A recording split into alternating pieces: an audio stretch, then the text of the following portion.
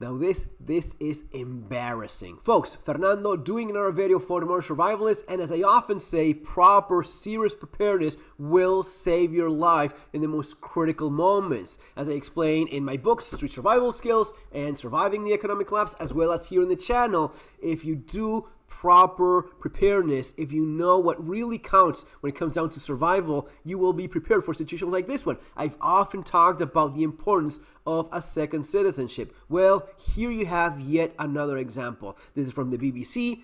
Indy Gregory, critically ill baby, granted Italian citizenship. Why is it important for this British child to have Italian citizenship? Well, because in UK, this baby will not receive treatment. The NHS and the high courts have decided that it's just cheaper to just let the child die because they have other priorities to spend that money on.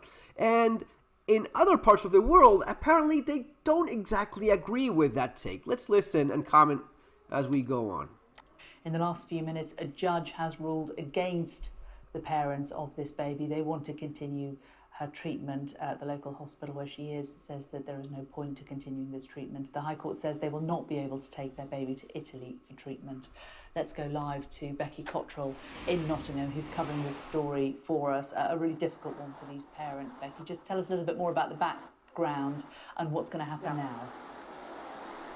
Yeah, so Indy Gregory, just 8 months old, she has a rare mitochondrial disease that essentially saps her of energy. As you mentioned, hospitals say that continuing treatment is futile and actually causing Indy pain, which the family dispute. Now, the hospital... For these doctors, maybe we should remind them that when you're sick, everything is painful. That's the point of being hospitalized. You're not well. Had previously successfully argued in court that she should be withdrawn from life support. The family had appealed that, they had lost that, and then came this offer from a hospital in Rome. They said that they would provide an alternative form of treatment for Indy and that it would be funded by the Italian government. Now, the hospital, even after that intervention, said they still thought the best course of action would be to remove life support. So both parties went back to court this week, and just now we have got the judge's decision that Indy will not be allowed to go to Italy for treatment. And just let me read you some sections of that judgment. So he says, what would be the benefit of transfer to Rome? The answer is that on the evidence and my earlier judgment, there is none. On the contrary, continuation of such treatment would, on my findings, perpetuate a high level of pain and suffering for Indy. Obviously not news that the family wanted to hear. I have heard that they will appeal this decision. Now, there is a thing called a stay of execution, which means that Indy cannot be taken off life support while that is in place. We understand that is in place until 2 p.m. tomorrow afternoon. If the family lose their appeal, Indy will be taken off life support. What a disgrace. So basically, guys, in a nutshell, it's pretty simple. They don't want to waste money on people that are sick. This baby is alive. It's not brain dead. It's not like a machine. No, it's just a sick baby that needs help. But it's expensive. And the NHS and the British government does not want to spend money on peasants that are sick. That's never a good idea for, the people that really matter. So for these people, they just let them die. That's unfortunately all there is to it. And even when another country, like in this case Italy, says, you know what, we are good, don't worry, we'll treat your citizen in our own hospitals, in our own country, at our own cost, we'll pay for all of that. But because this is so embarrassing and so shameful and so disgraceful, they would rather stop that kid from going, as they have done numerous times, and have that baby die like they did with so many before her. Just have them die instead of just showing how horrible they are at not wanting to treat someone that may well survive and may well live. Maybe not the best possible life, but a life still.